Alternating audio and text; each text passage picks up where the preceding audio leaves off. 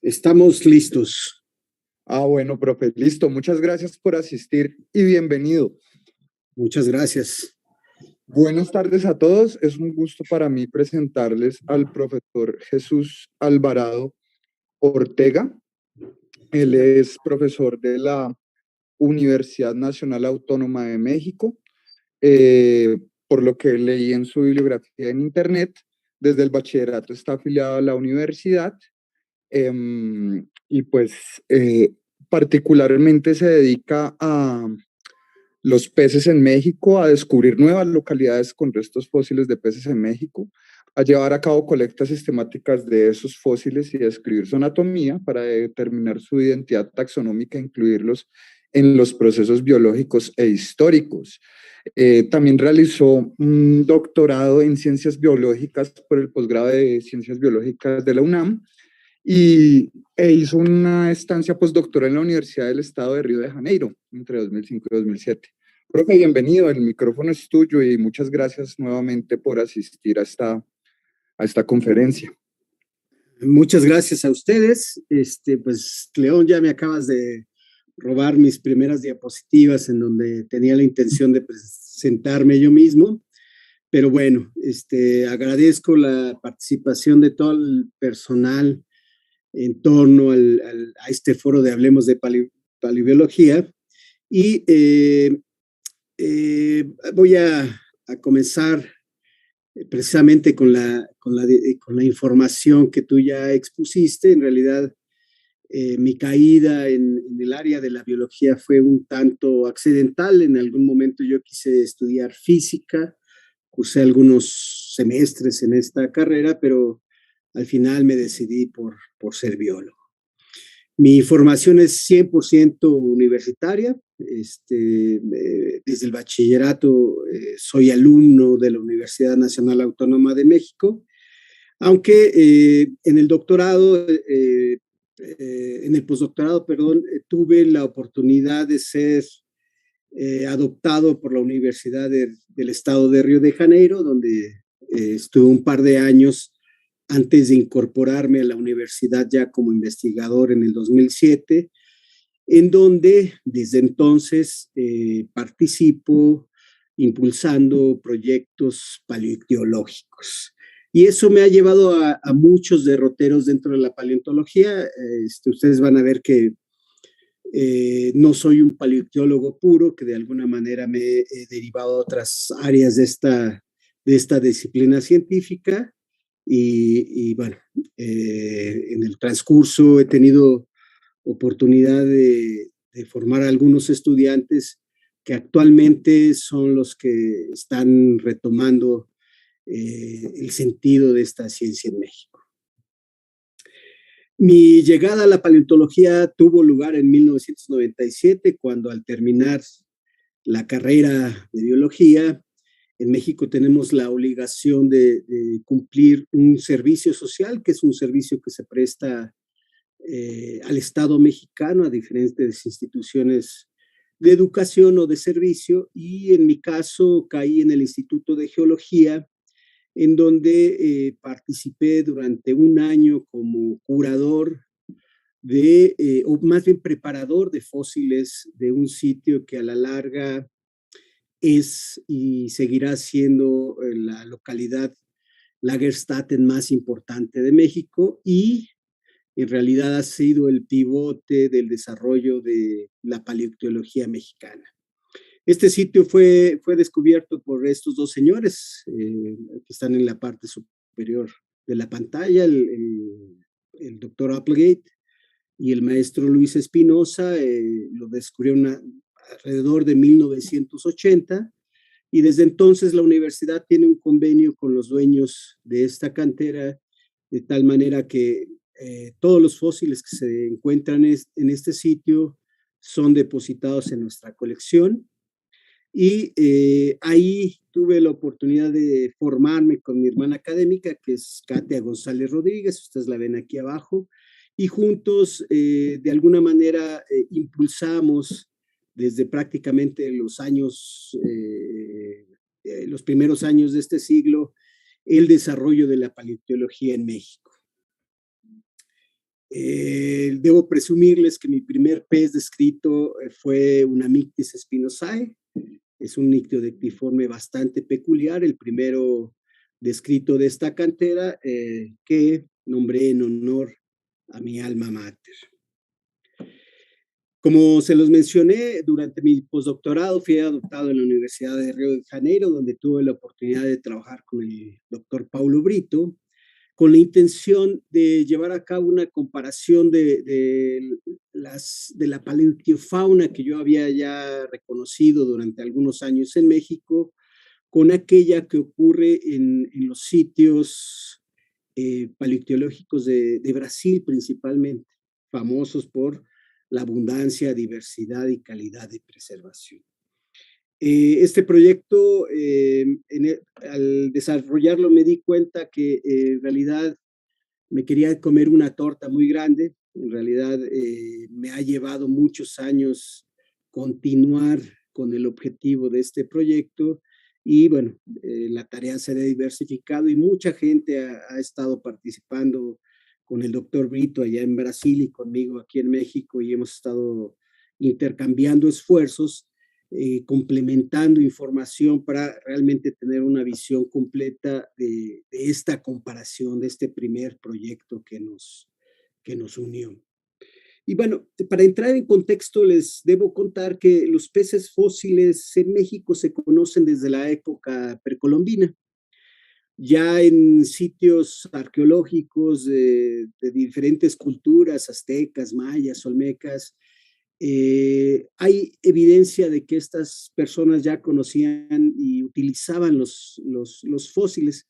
Sin embargo, pues la llegada de los españoles destruyó cualquier evidencia que nos pudiera servir para interpretar qué es lo que pensaban estas personas acerca de estos objetos, de dónde los obtenían y bueno, actualmente tenemos que seguir hilos débiles para ir tejiendo las ideas que estas personas tenían acerca de estos objetos. Durante la época posterior a la colonia y anterior a la Revolución Mexicana, durante el siglo XIX, pues surgieron los primeros estudios de peces fósiles en México. Sin embargo, estos estudios estuvieron encabezados principalmente por extranjeros que llegaron a México y tristemente estos fósiles pues están depositados en colecciones extranjeras en el mejor de los casos, o como en el caso de los fósiles de Balaenostomos ornatus, Otomitla espaciosa y Tríceps, que fueron colectados por Félix allá por 1891 en un sitio bastante peculiar en el estado de Oaxaca que actualmente estamos retomando. Estos objetos se los llevaron a Alemania y aparentemente se perdieron durante la Segunda Guerra Mundial. Ya a finales del siglo XIX hubo las primeras incursiones de mexicanos en el estudio de peces fósiles. El primer autor mexicano en mencionar peces fósiles en México fue Aguilera, quien describió algunos peces del norte del país. Tristemente, esos fósiles también han desaparecido, porque en ese momento no había una institución adecuada para albergar y proteger estos objetos. También en esos años se hicieron los primeros intentos por generar catálogos sobre los objetos fósiles del país, en donde aparecen los primeros restos fósiles, también perdidos en la actualidad. Esta tendencia prácticamente se mantuvo intacta después de la Revolución Mexicana de 1910 y quizás encontró un cambio de rumbo en los años 30, cuando existió un descubrimiento masivo de yacimientos petroleros en México y el gobierno mexicano decidió expropiar estos recursos y hacerse cargo de su explotación. Hay gente mexicana comenzó a participar en la paleontología y comenzaron a gestarse los primeros logros que al final concluyen con la creación de la Colección Nacional de Paleontología, que actualmente está albergada en el Instituto de Geología, donde yo laboro y está bajo mi coordinación. Sin embargo, esa antigua tendencia de no tener colecciones, de que existían trabajos esporádicos sobre los fósiles mexicanos, prevaleció bien entrado a la mitad del siglo pasado. Aquí tenemos a Barda, que en 1965 opinaba que en México había pocos fósiles y que prácticamente eran desdeñables en el contexto de Norteamérica. Aquí precisamente tenemos un histograma que nos muestra los personajes y las épocas en donde ellos pudieron aportar al estudio de peces fósiles y vemos la participación de Bardak justo a la mitad del esquema. En la parte inferior de este esquema vemos ya la participación de gente del Instituto de Geología. Tenemos a Hernández Rivera, que es un investigador de dinosaurios. Tenemos a Rodríguez de la Rosa y Ceballos Ferriz, que en realidad trabajan plantas fósiles reportando peces.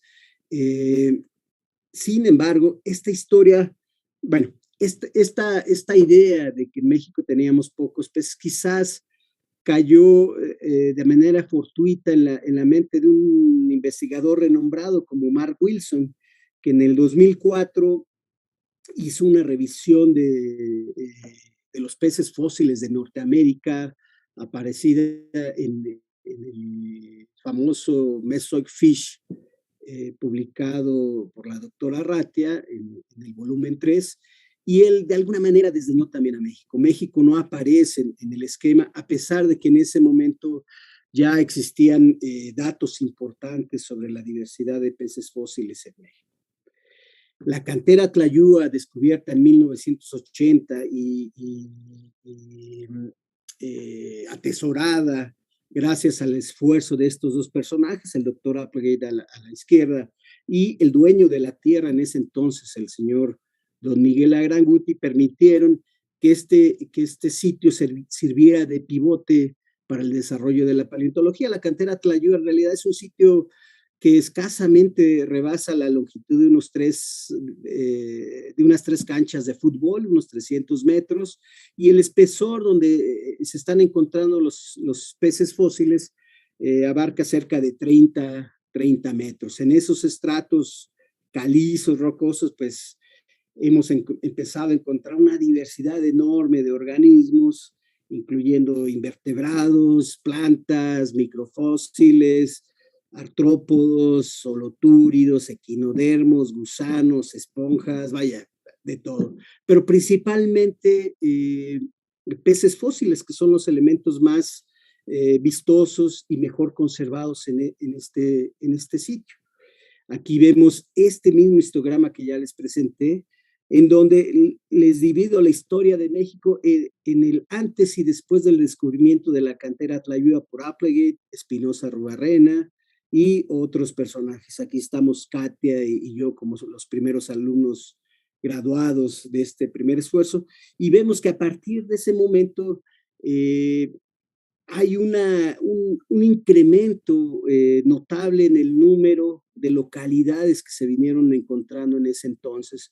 Actualmente Katia es responsable de algunas de estas localidades, otras las he estado trabajando yo, pero lo más importante es que a partir de ese momento diferentes instituciones de México comenzaron a tomar en serio esta área científica, y actualmente tenemos diferentes instituciones a lo largo del país que atesoran, protegen y estudian estos restos.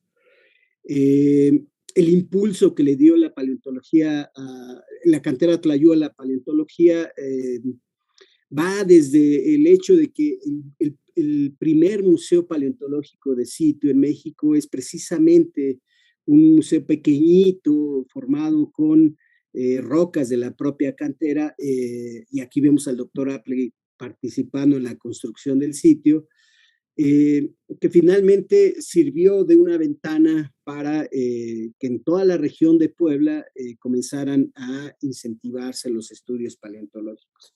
Actualmente existe una segunda versión de este museo de sitio más moderno, pero sigue siendo un museo realmente modesto ante la cantidad y espectacularidad de los fósiles de Tlayacapan. Los alumnos que se han graduado a partir en torno al estudio de los peces fósiles, decidimos en el año de 2010 formar la primera escuela paleontológica de México, gracias precisamente a que la cantera Tlayúa nos permitió formarnos. En esto pues, están alumnos de CATE, alumnos míos, algunos otros colaboradores, inclusive paleontólogos amateurs que de alguna manera nos han ayudado a estudiar estos restos.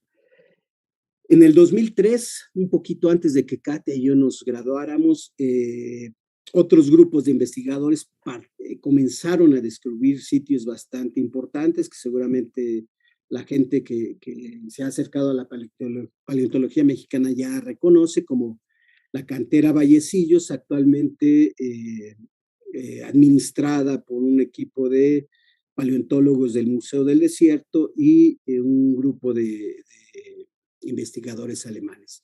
Esta es la localidad de Katia, la cantera Muji, en Hidalgo, originalmente datada como albiano-cenomaniano y recientemente redefinida como un sitio albiano. Eso la hace prácticamente contemporánea a la cantera Tlayúa. Sin embargo, las asociaciones fósiles de los dos sitios son diametralmente opuestos.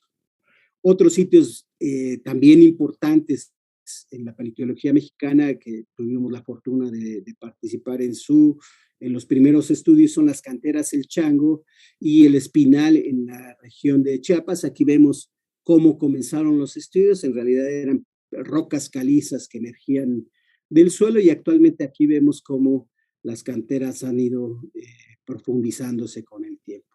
Y en la región norte del país, bajo el dominio y la administración de mi amigo Porras, Gerardo Porras Musquiz, existe un sinnúmero de localidades que actualmente podrían llegar fácilmente a las 15, que simplemente las llamamos las canteras de Musquiz, que no son no son otra cosa que sitios en donde trabajadores locales van a extraer capas o lajas de roca para usarlas en la construcción. En ese proceso, pues han venido descubriendo bastantes fósiles. Algunas otras son la cantera San José de Gracia, aquí la vemos ya en esplendor, y otra muy pequeñita que acabamos de descubrir que es la cantera Huehuetla, ambas de edad turoniana y en el estado de Puebla. Y una quizás de las más importantes, o un par de las más importantes, son las canteras Belisario Domínguez y División del Norte, que son dos sitios con organismos de edad daniano, del Paleoceno, datadas precisamente en 63 millones de años, que están ubicadas en la parte norte de Chiapas. Esto hace que estas canteras sean los sitios temporal y geográficamente más cercanos al impacto de Chicxulub del límite KT. Es un escenario inmejorable para estudiar cómo las faunas marinas se estaban reconstruyendo después de este importante evento de extinción. Actualmente las localidades de peces fósiles en México están esparcidas prácticamente en todo el territorio. Yo les hablé principalmente de las mesozoicas, que son donde nos hemos estado concentrando. Sin embargo, hemos tenido la oportunidad de trabajar en localidades mucho más jóvenes, incluyendo la del Paleoceno, y hay algunas localidades más viejas, prácticamente todas son del Permiano, distribuidas desde el estado de Chiapas, Puebla y al norte del país, en donde también hemos colectado algunos materiales, sin embargo, nuestros avances en ese territorio no son espectaculares. Y aquí les quiero contar quizás uno de los proyectos que más he disfrutado a lo largo de mi carrera académica, que es un proyecto que se derivó de un convenio con los arqueólogos. Trabajé con mi amiga Marta Cuevas en resolver un enigma que tenían los arqueólogos hasta hace unos años, que no es en el que ellos estaban intentando descubrir qué eran estos objetos que ellos encontraban en tumbas, en ofrendas, en estructuras de los edificios prehispánicos, que este señor Ruiz Lullier comenzó a descubrir un sitio muy importante de la cultura maya como es Palenque. Aquí vemos, Safer ya había reportado algunos de estos fósiles, sin embargo no se hizo mayor esfuerzo por saber qué eran. Mullerier también los había reportado. Ruiz Lullier en los 50 comenzó a extraer estos objetos y a identificarlos como restos fósiles. Sin embargo, hasta hace poco no sabían de dónde procedían estos objetos y por lo tanto Marta en ese momento estaba buscando quién le pudiera decir de dónde los mayas obtenían estos objetos, qué eran esos objetos, y yo en ese momento estaba buscando precisamente a un arqueólogo que me permitiera tener acceso a estos fósiles para estudiarlos. En el esfuerzo, pues, conocimos muy bien la ciudad maya de Palenque, tuvimos la oportunidad de visitar todas sus instalaciones, sitios reservados al público, otros de acceso restringido. Y este sitio está en el estado de Chiapas. Es bastante peculiar. En el norte de Chiapas, precisamente los principales conjuntos piramidales de Palenque están mirando hacia el norte y hacia la planicie, hacia el norte estaría una planicie enorme y prácticamente desde las montañas es casi posible ver las costas del norte de Tabasco en esa región. Y esta región es realmente compleja. Aquí tenemos el sitio de Palenque, donde los arqueólogos estuvieron recolectando estos fósiles y nosotros lo que hicimos es explorar toda la región para ubicar precisamente los tipos litológicos, observar los contenidos fósiles de estas formaciones geológicas y actualmente sabemos que los mayas colectaban fósiles prácticamente en estas unidades. La amarilla es la formación Tenejapa, que es la que corresponde a los 63 millones de años de edad daniana del Paleoceno, a la formación Lomot y Tulijá, que son estas marcadas en rosa y en café, que son del Mioceno, en donde ellos de alguna manera también colectaron fósiles que ofrendaban en las tumbas. Y aquí tenemos algunos ejemplares que se han encontrado dentro de los contextos arqueológicos, en tumbas, en ofrendas, en tapaderas de algunos edificios y, por ejemplo, esta laja en donde curiosamente tenemos una mortandad masiva de picnodontes, un hecho realmente raro, fue encontrada en la tapa de una tumba.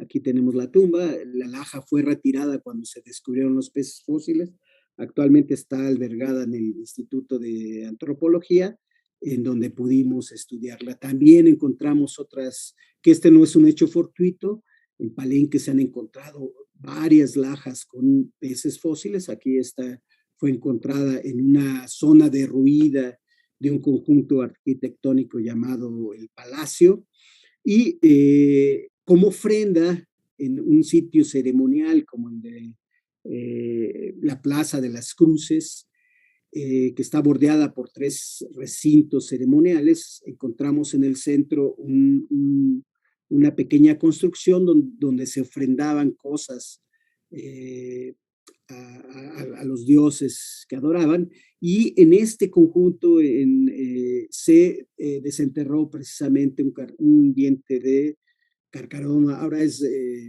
Carcarocles megalodon. También en las tumbas estos objetos han sido encontrados acompañando objetos importantes como esta lanza ceremonial en la punta. Estos objetos han sido imitados en tallas de hueso. Por ejemplo, aquí esto está representando una espina de raya. Aquí tenemos el acercamiento en donde hicieron el esfuerzo de presentar precisamente esas sierras que presentan las rayas. Y aquí tenemos un objeto, este objeto que en realidad se usaba para generar sangrado que era ofrecido.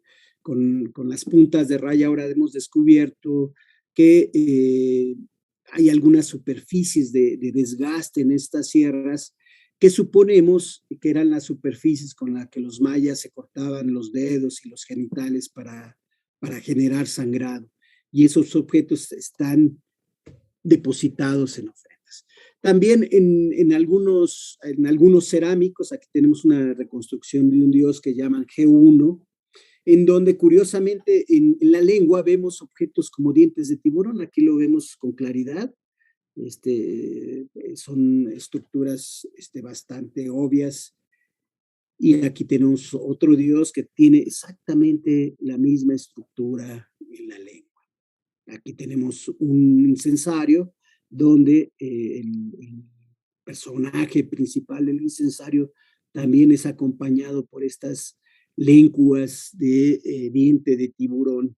¿Qué significado tienen estas representaciones de estos restos de peces en estos objetos? Pues es tarea de los arqueólogos descubrir. Y lo que hicimos nosotros fue precisamente identificar en el contorno geológico de Palenque de dónde salían estos fósiles. Hemos identificado un sinfín de organismos que han venido siendo descubiertos y descritos. Y algo importante en el contexto de los mayas, por ejemplo, es que tienen una connotación muy importante de un inframundo acuoso. Tienen representaciones pictóricas precisamente de eventos que ocurrieron cuando el territorio que ellos ocupan actualmente estaba en el mar. Estas líneas que ellos dibujan de manera paralela, curiosamente se parecen mucho a la laminación que observamos en la formación Tenejapa. Esto mismo ocurre en pinturas, en vasijas. Aquí tenemos esa connotación marina en esta reconstrucción.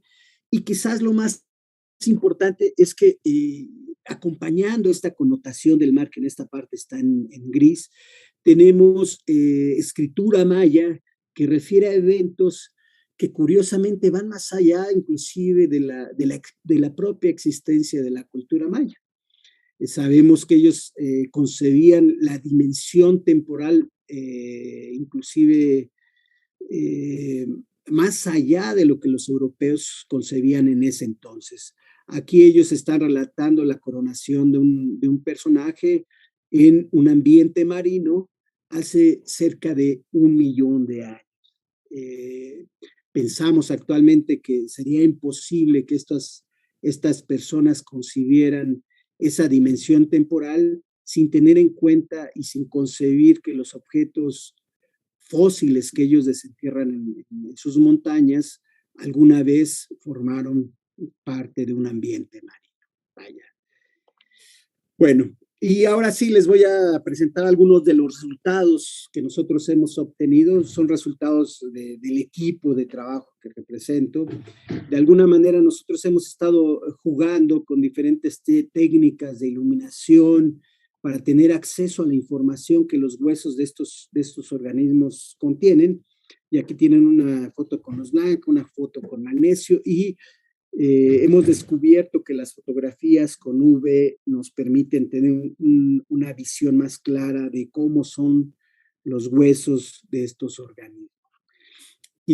Aquí les pongo una foto del licoprión, no es un ejemplar mexicano, sin embargo se las anoto porque es el pez más viejo que se conoce hasta ahora en México y se ha reconocido en yacimientos pérmicos de prácticamente norte y sur del país. Aquí tenemos Tlalopattus aplegatei. Yo no trabajo especialmente con estos grupos de organismos. Aquí el trabajo principal fue de Paulo Brito, y esta es la primera raya que descubrimos en México. En la primera raya completa descubierta en México. Después de este tiburón, pues encontramos otro bastante interesante, que es Equilolamna, que tristemente nos ha traído al escenario que en México la venta y compra de fósiles es una actividad que viene creciendo en los últimos tiempos. En México tenemos peces realmente raros que no se han encontrado en ninguna otra parte, como este Ciplactictis scutatus, que es un pez de Tlayúa que describimos en el 2003, que realmente es un actinopterigio bastante primitivo, caracterizado precisamente por sus enormes dientes y una enorme boca, y la presencia de escudos a lo largo del borde próximo a la aleta caudal. Tenemos ejemplares como Laminospondylus transversus, que es un pez descrito en Estados Unidos por allá de los años 50. Curiosamente, los americanos han reportado escasos ejemplares de esta especie, y tampoco han podido resolver a qué grupo taxonómico pertenece. Alguna vez lo relacionaron con los elepomorfos. Recientemente fue señalado como un posible crosognátido, y en México tenemos la fortuna de que en las canteras del norte, aquellas de Musquis, este pez es muy abundante. Tristemente, hasta el momento no se ha hecho un estudio adecuado de este pez, y aquí vemos el holotipo de la especie. Vemos que es un pez bastante largo, que se caracteriza porque los procesos transversos de las vértebras de la parte posterior del abdomen son muy anchos, forman realmente placas. En el sur de México, en estratos más jóvenes del Coniaciano, que es la edad de Laminospondylus transversus, hemos empezado a encontrar lo que quizás son los ancestros de esta especie, en donde el pez es más rechoncho, más regordito, pero ya tiene las características láminas en vez de procesos transversos en la región abdominal. Un grupo bastante estudiado en México, bastante peculiar en México. Prácticamente todas las localidades mesozoicas y jurásicas que hemos explotado contienen peces pycnodontiformes. Particularmente, la mayoría de ellos, sobre todo los cretácicos, pertenecen a la familia Pycnodontidae. Aquí les presento algo que pensamos que está emparentado con Ursalia. El primero descrito pertenece a la cantera Tlayúa, es Pycnodonte redondito, que fue nombrado en honor al pueblo donde está la cantera, que es Tepeji, y Aranguteorum, que es la familia que nos dona todos estos materiales. En este sitio tenemos un sinnúmero de formas por describir. Actualmente hay un par de estudiantes formándose para encarar esta tarea. En particular, este pez es un pycnodóntido con doble joroba, algo que es raro en el grupo en esta familia. Tenemos algunas formas más alargadas. Aquí este material ya está preparado para ser descrito, y seguramente en poco tiempo lo conoceremos en publicaciones. Y en particular, este es el pez que encontramos en los estratos del Paleoceno de Chiapas. Es una segunda especie del género Pycnodus. Lo peculiar es que para el Paleoceno, el territorio mexicano de Chiapas está muy alejado del territorio donde la única especie de Pycnodus que se conocía hasta ahora, que es Pycnodus apulus, que se encuentra en Italia, pues estábamos muy distantes. Entonces, esta especie próximamente será descrita como una nueva especie, y estamos trabajando actualmente en un análisis filogenético que nos permita resolver cuáles podrían ser las formas ancestrales de Pycnodus y cuál es la historia biogeográfica de este género, el último de los picnodontes en el mundo. Aquí tenemos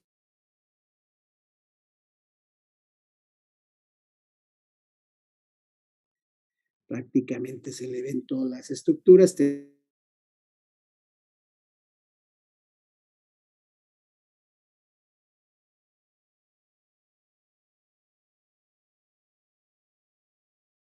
Una distribución de dientes de neoprocinetes, un género brasileño.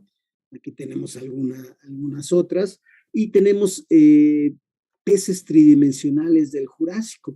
Tenemos un gran número de picnodontes conservados en tercera dimensión del Jurásico que nosotros pensamos que pertenecen al género Mesturus.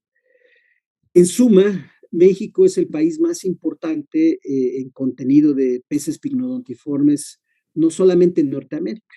En Estados Unidos se han descrito pocas, y en Sudamérica también son relativamente menos diversas. Entonces, para alguien que quiera estudiar la diversidad de estos peces, México es un punto importante.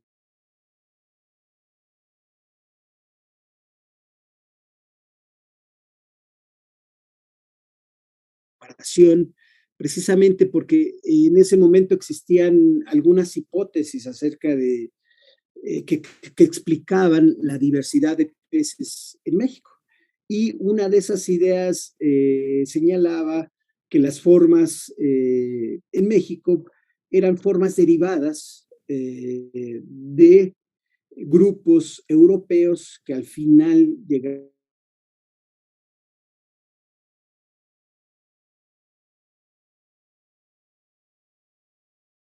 Yo hemos encontrado los representantes más jóvenes de un grupo que durante mucho tiempo se pensó era exclusivamente del este del mar de Tetis, que son los macrocémidos. Acá te ha dado cuenta de la descripción de un par de ellos en la cantera Tlayúa.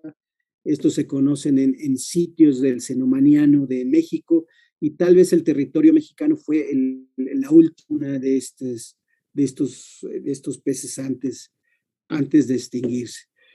Este es el primer pez de la cantera descrito, de la cantera Tlayúa descrito, que es Teoictis calistos. El nombre quiere decir el pez más bonito de Dios. Fue descrito por Applegate, un personaje que llegó a México intentando estudiar tiburones fósiles y pues se sacó la lotería, la primera localidad, Lagerstadt. Los esfuerzos de Applegate podrían valorarse como lentos. Realmente durante 20 años describió 2 peces, pero en realidad él no era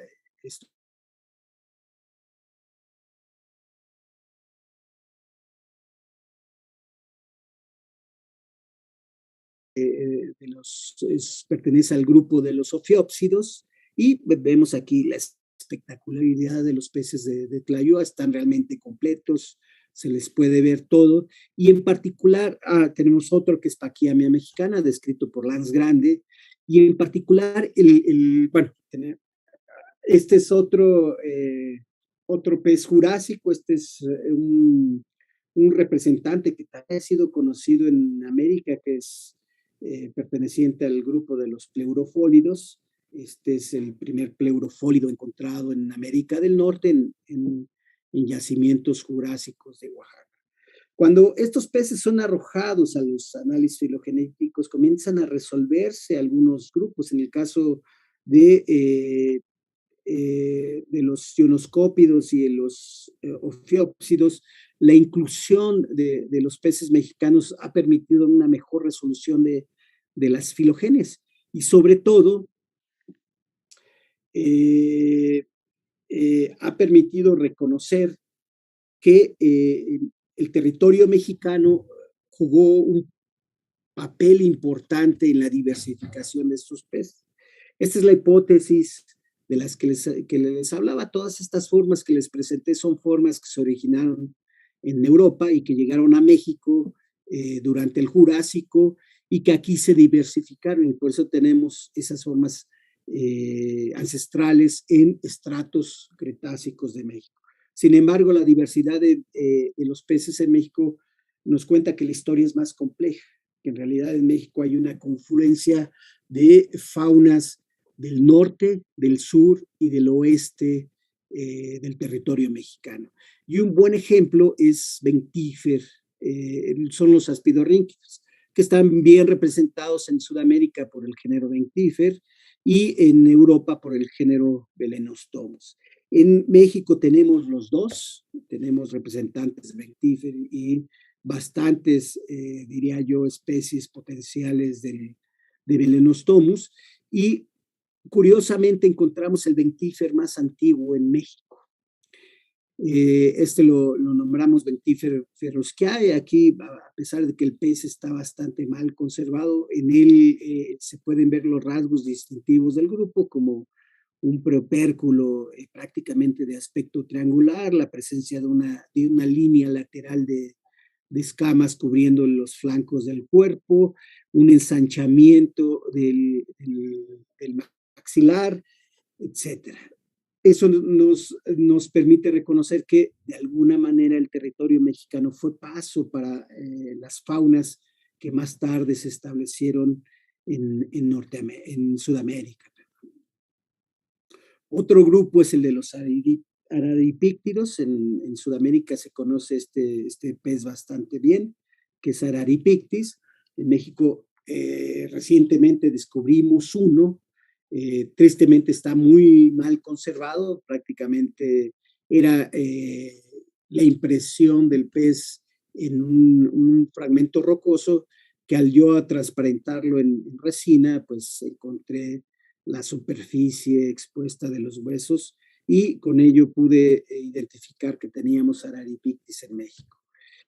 Al hacer, tristemente, los restos que hemos descubierto aquí son tan escasos, tan pobres en información, que no hemos podido resolver de manera adecuada la filogenia, pero pensamos que precisamente los peces de México, Venezuela y Brasil de este grupo son las formas ancestrales que a final de cuentas se dispersaron hacia el oeste hasta alcanzar África, y esto nos daría evidencia de que faunas americanas de alguna manera también invadieron Europa durante el Cretácico, es decir, que la historia es más compleja.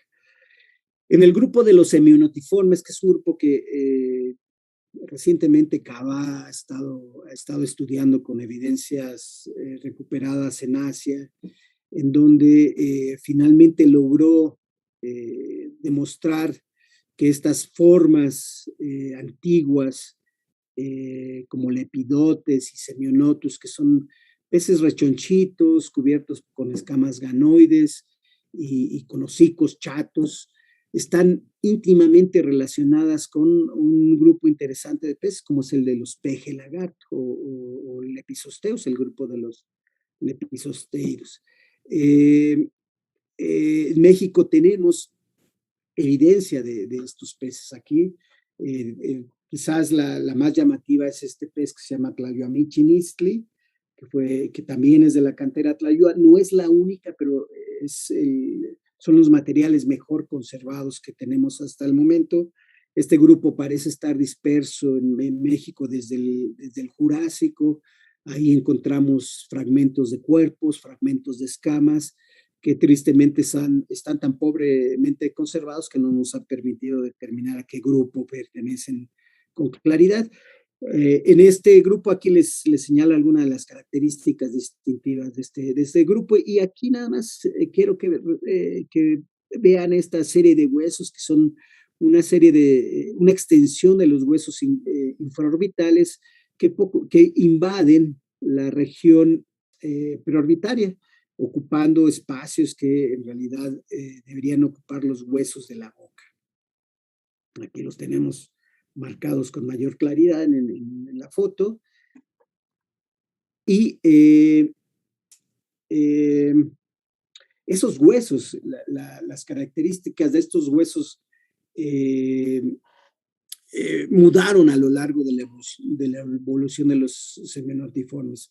Los lacrimomaxilares finalmente adquirieron dientes y pasaron a tener la función de los huesos maxilares. Este pez, que es un fragmento bastante mal conservado que encontramos prácticamente en la basura de la casa de Héctor Porras, es el único conocido de la región de Musquis, en donde encontramos datos bastante interesantes que nos permiten reconocer que la evolución del grupo también tuvo pasajes importantes en México. Aquí tenemos estos huesos dentados, los lacrimomaxilares, que aquí en la foto ustedes podrían acompañarme a contarlos.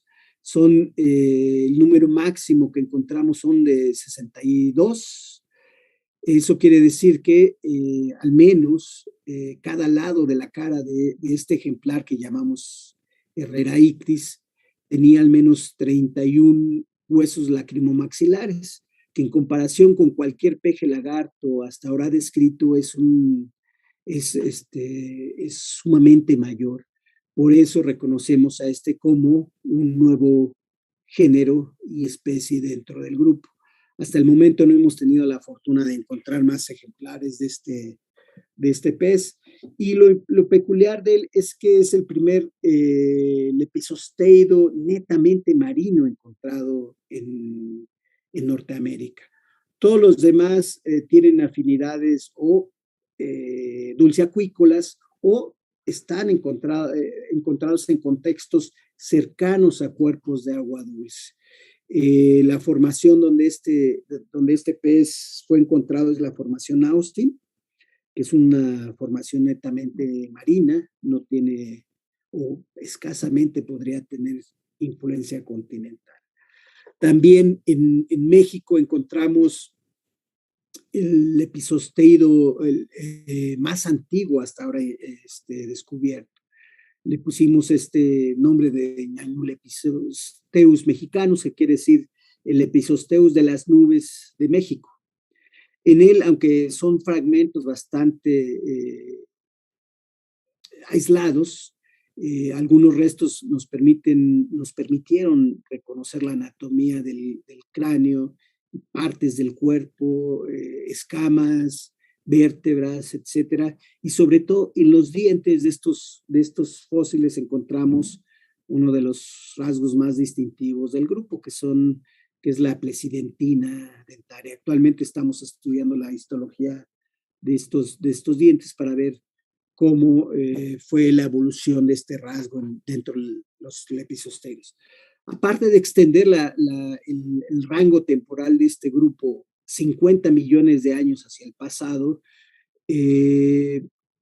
este grupo nos permite tener coherencia con la ocurrencia de los grupos hermanos de la familia, que realmente son jurásicos o del Cretácico tardío. Teníamos un hiatus enorme dentro de la familia que vino a cerrarse en territorio mexicano. Estos peces nos permiten reconocer nuevamente que la historia de la paleontología durante el Cretácico es más compleja, que México de alguna manera dio origen a algunos grupos que posteriormente se dispersaron en otras regiones del mundo, en donde lograron diversificarse y en donde han sido mejor reconocidos. Un grupo que actualmente estamos trabajando con mayor intensidad es el de los culpomorphs. Aquí tenemos un sinnúmero de formas de sardinas fósiles. Este es un ejemplar de la cantera Tlayuya ya descrito. Tenemos este pez, curiosamente lo íbamos a llamar el tres armaduras, cuando lo descubrimos allá por el 2002. Sin embargo, en esa misma época, Forey y colaboradores estaban trabajando con peces del Líbano y encontraron prácticamente el gemelo de este pez. Ellos llamaron al género Triplomistus. Cuando nos dimos cuenta, pues tuvimos que asumir el nombre genérico y este se lo dedicamos al doctor Applegate, que es nuestro padre de la paleontología mexicana. Y este grupo es peculiar entre los arenques fósiles doble armadura, porque tiene, además de la armadura predorsal, que es esta que vemos aquí, que son algunos escudos ensanchados por detrás de la cabeza, y la serie abdominal, que son los escudos típicos de todos los clipomorfos que cubren parte del abdomen. Tienen una serie de escudos detrás de la aleta dorsal, que aquí vemos claramente. Este carácter es una sinapomorfía sin equivocación, solo compartida por peces del Líbano y México. Bueno, aquí tenemos otro que es Paraclupea ceylakeri. Cuando describimos este pez, nos vimos obligados a incluirlo en el género Paraclupea, que curiosamente ocurre en el lado contrario de México. Este género fue descrito en China. Entonces, en México tenemos la confluencia de faunas aparentemente de origen al oeste y del origen al este de nuestro territorio. Y fue el primer paraclupeido descrito en México. También descubrimos sardinas típicas en México, en Tlayúa, perdón, que carecen de ese escudo predorsal y que no pueden ser incluidas en el orden Helimictiformes, y que en algún momento pensamos representaban los culpiomorfos más primitivos hasta el momento. Sin embargo, otros investigadores han incluido a estos peces en algunos estudios filogenéticos y han resuelto que Ranulfo ictis es pariente cercano de Paraclupea y que ambos pertenecen al género Helimictiformes. Tenemos la presencia de este género que es Scombroclupea, que fue un género que hasta hace poco se consideraba incerta sedis dentro de los clipiomorfos. Dentro de los clipiomorfos, en México tenemos al menos 3 formas, 2 ya han sido descritas como occidentales y Javieri, y eso hace a México el territorio más rico en estos peces en el mundo. Las otras especies han sido reconocidas en la región del Líbano y del sur de Europa. Otro pececito bastante peculiar es este que nombramos Arignigatus carrenoae, que de alguna manera es un helimictiforme primitivo, en donde podríamos ver quizás los primeros pasos en la evolución de los peces helimictiformes, que se caracteriza precisamente por tener una doble armadura de escudos en la región predorsal del tronco.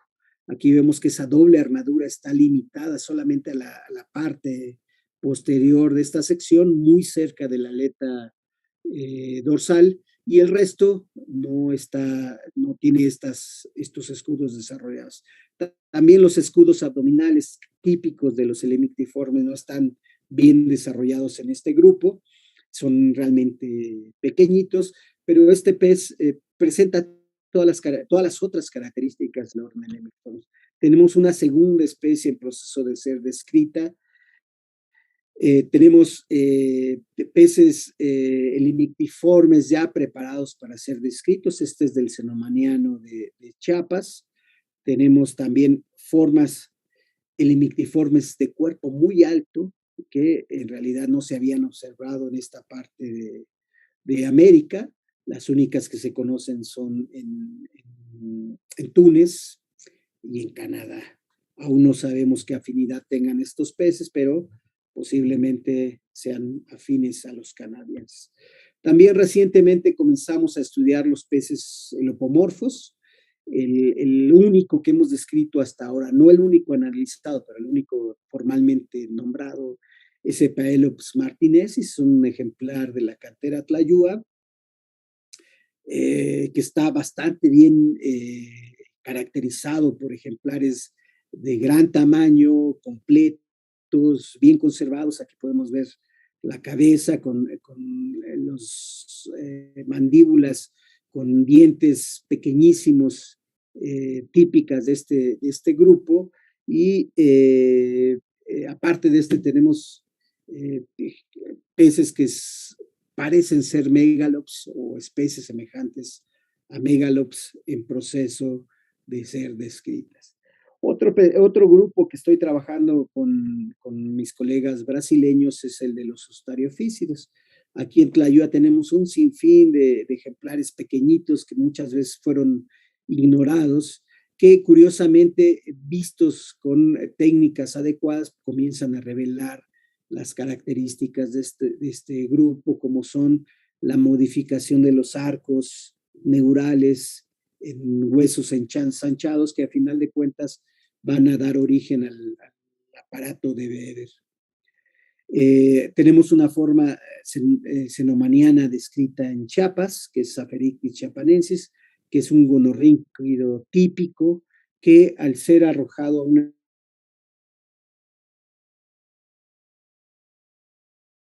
dentro del grupo. Tenemos algunos otros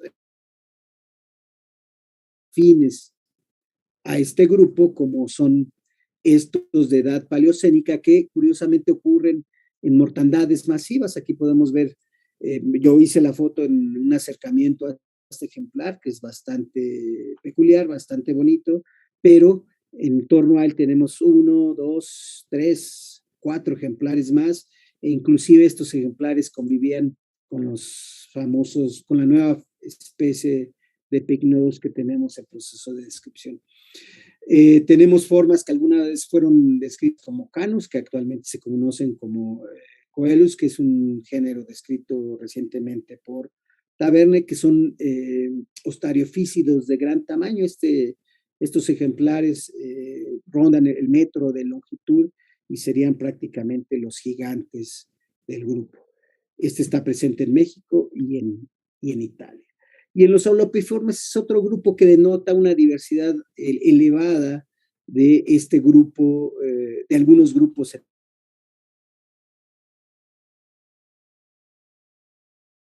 Recientemente describimos otra forma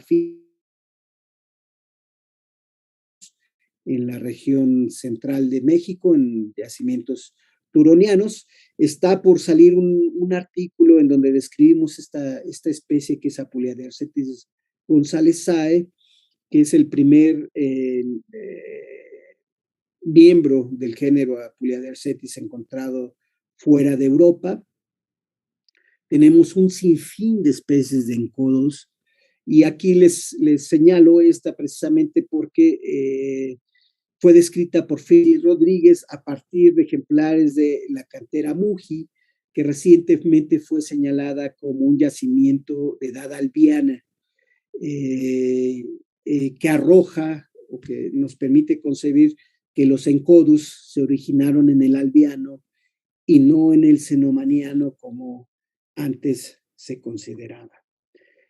Algunos peces que anteriormente yo había identificado como encodus a partir de rasgos generales, actualmente mi alumno Díaz Cruz ha estado trabajando en ellos y ha descubierto un sinfín de nuevas formas que nos han llevado a crear nuevos géneros como este Unicachictis multiventata, que es un encodus con muchos dientes en la parte anterior, un rasgo bastante singular dentro del grupo, o este Veridagon, que es un pez bastante curioso porque tiene la posición de las aletas pélvicas muy echadas anteriormente en el cuerpo, o este Begrandictis coitecus, que también proviene de la cantera El Chango, que es una forma intermedia entre los encodóntidos de hocico muy largo y los de hocico corto, en donde él también encontró una peculiaridad en el número de escudos dorsales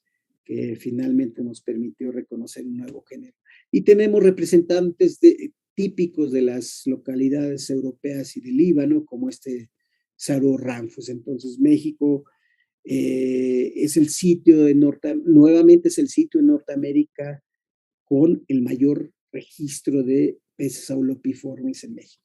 Y esta historia se puede repetir prácticamente en muchos grupos. Tenemos actualmente cerca de fósiles de muy diversa naturaleza, entre los acantomorfos que yo he tenido la oportunidad de estudiar directamente, pues tenemos ejemplares bastante peculiares como este primer epictioide encontrado en América que llamamos Sokeictis carolinae, que es un ejemplar bastante bonito. También el primer traquíctido encontrado en América, representado por ejemplares completos, también encontrados en yacimientos cenomanianos, en donde este grupo prácticamente tuvo un primer evento de diversificación a nivel mundial. En yacimientos más jóvenes, como el que les mencioné del Paleógeno de Chiapas, pues encontramos nuestro pez trompeta con estrellas, que es Sicaulostommus cuevasae, que Clayton ha comprobado que es es el representante más primitivo de los peces trompeta, y que de alguna manera muestra o señala a México como un lugar importante para entender la evolución y origen de estos grupos. Y Clayton desde hace un tiempo se ha dedicado a estudiar los acantomorfos. Yo les sugiero que lo inviten a este foro para que les platique qué es lo que ha encontrado en los peces acantomorfos de México, que tiene una importancia global para entender la evolución temprana de algunos grupos y los patrones biogeográficos que actualmente presentan. Tristemente, pues yo les dije que nací como paleontólogo para los ojos de la UNAM, pero los derroteros de mi quehacer como asesor de nuevos paleontólogos me han llevado a otros caminos. Actualmente participo con diferentes alumnos trabajando en faunas asociadas a los peces fósiles, en donde encontramos, por ejemplo, ictiosaurios, cocodrilos marinos, tortugas, e inclusive pterosaurios. Creo que es todo. Ojalá les haya servido la charla y cualquier pregunta que tengan me la pueden hacer llegar. ¿Aló? Muchísimas gracias, profesor Jesús. Extraordinario el registro de los peces de México. Muy bonito, muy bonita la preservación. Así es. Muchísimas gracias por el tiempo. Y pues en este momento abrimos entonces el espacio para las preguntas. Aquellos que deseen pueden solicitarlo levantando la manito o solicitándolo a través del chat que ya vamos a habilitar para ustedes. Yo tendría una pregunta mientras tanto, profesor. A ver, dime. Veo que hay algunos, bueno, particularmente vi un género Vitífer que también se presenta en Colombia, y hay algunos invertebrados como Terfelastacus magnus que también aparecen en México y en Colombia, aparte de Europa. Y por los mapas paleogeográficos que su merced nos mostró, parece que la región entera era una red ahí muy importante en términos de la radiación de algunos de estos grupos. Así es. Su merced sabe qué grupos en Colombia están relacionados con las radiaciones de los peces de México. Mira, tristemente no conozco el registro colombiano, pero he tenido contacto con algunos estudiantes que me han mostrado fotografías de algunos encodóntidos de estos alargados. Recientemente un equipo eh, de colegas canadienses describió un género que se llama Candelarhynchus, Este, tristemente lo hicieron en un ejemplar bastante incompleto, representado solamente por la impresión de la parte anterior del cuerpo. Yo he visto ejemplares posiblemente de ese género conservados en rocas que parecen unas lutitas muy frágiles. Se ve que no está muy bien conservado el material, pero que parece ser más abundante. Eh, del otro lado de Colombia he tenido la fortuna de ver algunas faunas que fueron colectadas en la Luna, me parece, en la formación La Luna, en esa región limítrofe entre Venezuela y Colombia, y ahí tuve la oportunidad de ver algo que parecía Belenostomus. Estaba conservado en un nódulo, no es fácil definir a qué pertenece un pez en tercera dimensión conservado en un nódulo, pero casi les juraría que era Lenostomus. Había también entre los restos algunos restos de crusognátidos, posiblemente ictiodectiformes. Recientemente describieron un ictiodectiforme, un Gifactinus en estas rocas, entonces tal vez se tratara de ese pez o posiblemente de los ictiodectiformes típicos de Sudamérica, es Cladociclus o inclusive, ¿por qué no?, Chiromistus. Estamos temporalmente muy cercanos a ellos. Y lo que yo sé es que quien ha publicado más acerca de estas faunas fue Macy por allá del 2000, hizo un recuento de lo que encontraba en esa región, pero creo que pues se han venido quedando atrás en cuanto a la caracterización de sus peces fósiles. Y sí, yo creo que sobre todo la región del Caribe, del Protocaribe, o la región que era que bordeaba el pasaje hispánico, es bastante importante por diferentes razones. Una es un contacto directo con Europa, es el pasaje más corto o la ruta más corta entre Europa y América. Y aunque se han propuesto diferentes pasajes, como aquel pasaje vikingo al norte y aquel pasaje de Madagascar al sur, en realidad, el pasaje hispánico nos ofrece un ambiente o condiciones ambientales más estables. Estamos dentro de una región caribeña en donde seguramente los organismos podían pasar con mayor libertad en lugar de ir a regiones más templadas o inclusive frías al norte o al sur antes de pasar a Europa. Entonces, en estas condiciones, seguramente el Protocaribe ya funcionaba como las regiones tropicales en la actualidad, como un nicho de diversidad explosiva.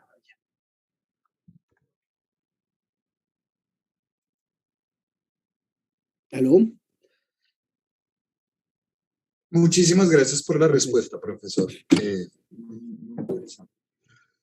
Te comento que desde el chat de YouTube te envían saludos. María Dolores Pérez Acosta, Reloj Geológico Rivera Martín, y te agradecen por la información, es que muy interesante. Muy bien. Acá en el chat de Zoom, gracias. Acá en el chat de Zoom tenemos una pregunta de una de las integrantes de nuestro grupo de investigación, Valentina, quien te agradece también por la charla. Muchas gracias por la charla. Yo quisiera saber más a detalle el proceso de fotografía con la luz UV. ¿Se expone el espécimen a la luz y ya, o hay otro paso para obtener estas fotografías? Mira, Valentina, ¿verdad? Sí es Valentina, ¿verdad? Sí, correcto, profesor. Ok, mira, Valentina, para obtener una buena fotografía con UV, yo te recomiendo obtener lámparas de doble longitud. Hay una longitud corta y una longitud larga, que que se comercializan en estas lámparas, inclusive la marca es inglesa, me parece. Y con estas lámparas tú tienes la facilidad de incidir luz, dos opciones, y tomar fotografías con dos resoluciones. Para que una foto en UV sea buena, tú tienes que tener una conservación del fosfato de calcio buena. Mientras más duripártico sea tu fósil, vaya, el fosfato de calcio esté mejor conservado, tu fotografía va a ser mejor. Cuando los huesos se comienzan a oscurecer, quiere decir que de alguna manera los espacios dentro del hueso han comenzado a ser invadidos bien por sedimento o bien por cristales que están creciendo ahí. Cuando los cristales tienen algo de fierro o son muy gruesos, no se obtienen buenas fotografías. Ahí hay que recurrir a una limpieza, y cuando son minerales de fierro, yo te diría que experimentes en tus ejemplares con la solución Waller, de la cual vas a encontrar una buena descripción en el Banana Book de Macy de 1998, los fósiles de Santana. Ahí viene toda la receta de esta solución Waller, y si tú sumerges tus peces en esa solución, vas a eliminar cualquier vestigio de fierro o de óxidos que tenga tu ejemplar. Entonces vas a limpiarlo y vas a tener una superficie de fosfato de calcio mejor. Con la luz UV tienes que experimentar con la distancia que guarda tu fósil a la fuente de luz UV, pues tienes que ver a qué distancia obtienes una mejor resolución. Si la lámpara está muy cerca, obtienes una luz azul intensa en los ejemplares y no te deja ver las superficies. Y si tú la alejas, esa luz azul va a ser más tenue y tú vas a poder observar mejor las estructuras óseas. Una alternativa a este procedimiento es que siempre se ha dicho que para tomar fotos UV, lo mejor es un cuarto totalmente oscuro, pero aquí en México hemos comprobado que en realidad no. Se obtienen muy buenos resultados cuando tú dejas entrar un poquito de luz blanca, de día, vaya, no de lámpara, al cuarto oscuro, y eso hace que la luminosidad del fósil disminuya y te permite tener fotografías inclusive de superficies óseas bastante buenas. Primero has de llegar los equipos, y si tienes alguna duda del procedimiento, muchas de las fotos que yo mostré no las tomé yo, las tomaron mis colegas, pero están aquí a vuelta de hoja, y ellos podrían contactarse contigo para ver la mejor solución. Otro tip que te puedo dar es, mientras menos endurecedor plástico uses en tus fósiles, la resolución de la fotografía va a ser mejor. Eso pone en riesgo a los ejemplares, porque obviamente cuando es necesario endurecerlos, los tienes que endurecer, si no los pierdes. Pero si tú tienes un poco de paciencia y no les pones el endurecedor en el momento y tomas la fotografía y los endureces mejor, puedes tener un ejemplar bien conservado y una foto muy buena de ese ejemplar. Entonces, no los endurezcas antes de tomar fotografías, o evita endurecerlos antes de la toma fotográfica. Muchísimas gracias. De nada. Y Valentina también te agradece. No, y estamos en contacto. Si ella necesita alguna asesoría, puede comunicarse con toda confianza. Muchísimas gracias por el ofrecimiento, profesor. Ahí ya sabes, Valentina. Profe, recientemente hubo un caso de colonialismo intelectual por parte de una publicación que realizaron algunos científicos en Alemania con un fósil brasilero. No sé si tú te enteraste que al parecer salió ilegalmente del país. Así es. Señor.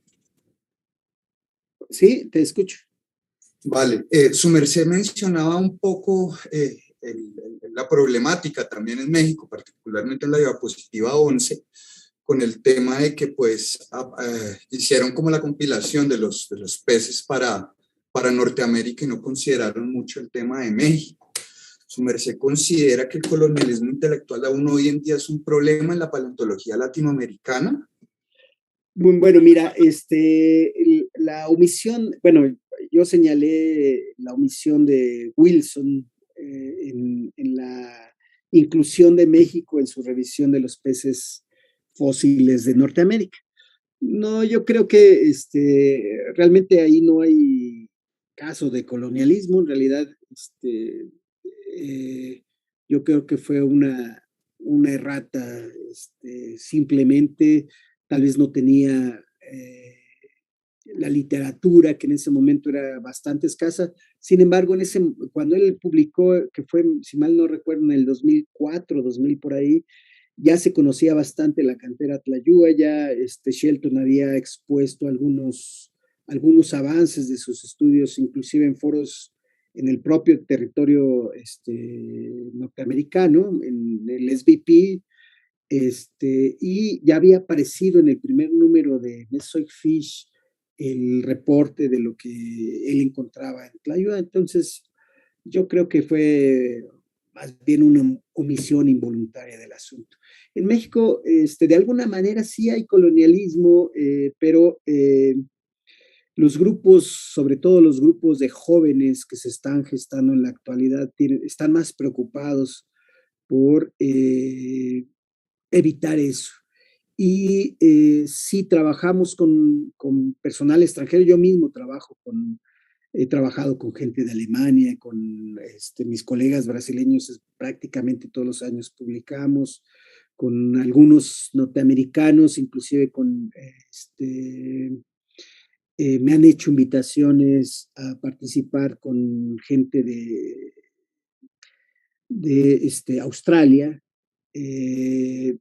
Yo creo que si se respeta la pertenencia de los fósiles, eh, todo el mundo estaríamos en paz. Vaya.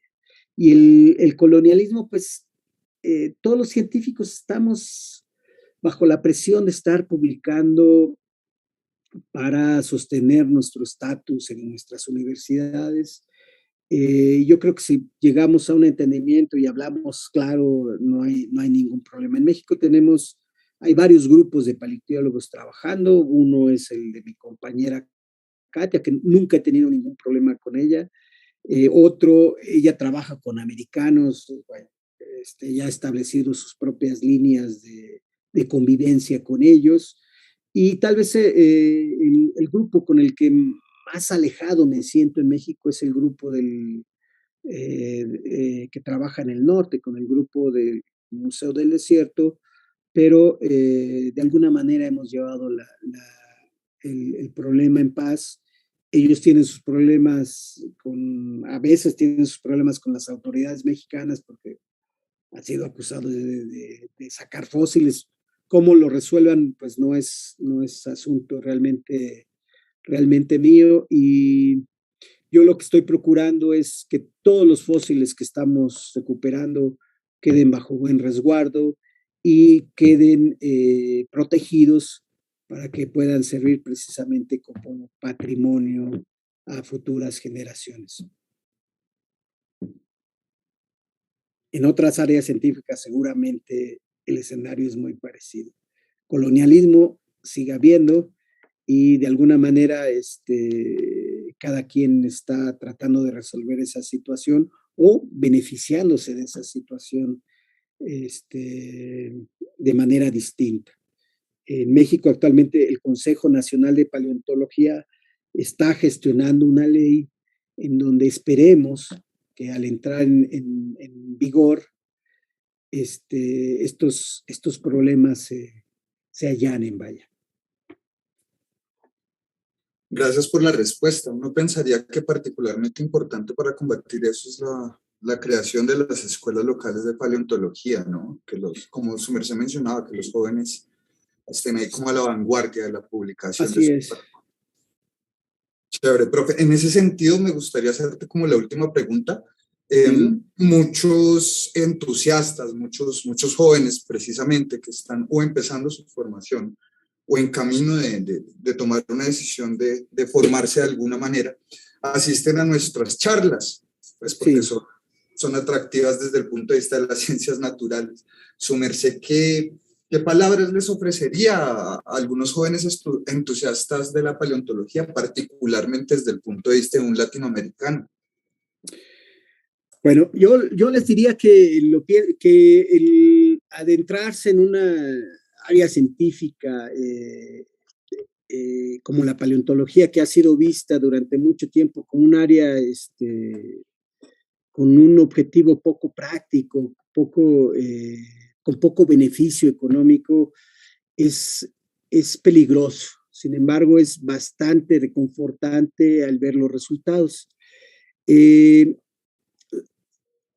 Hacerlo implica sus riesgos, vale la pena, y bueno, depende de qué es lo que quieran vivir en esta vida para tomar la decisión. Yo no me arrepiento de haber estudiado paleontología, no me arrepiento de haber estudiado biología y es un camino difícil. La, los espacios en Latinoamérica parece que se están cerrando, pero en algún momento tendrán que abrirse.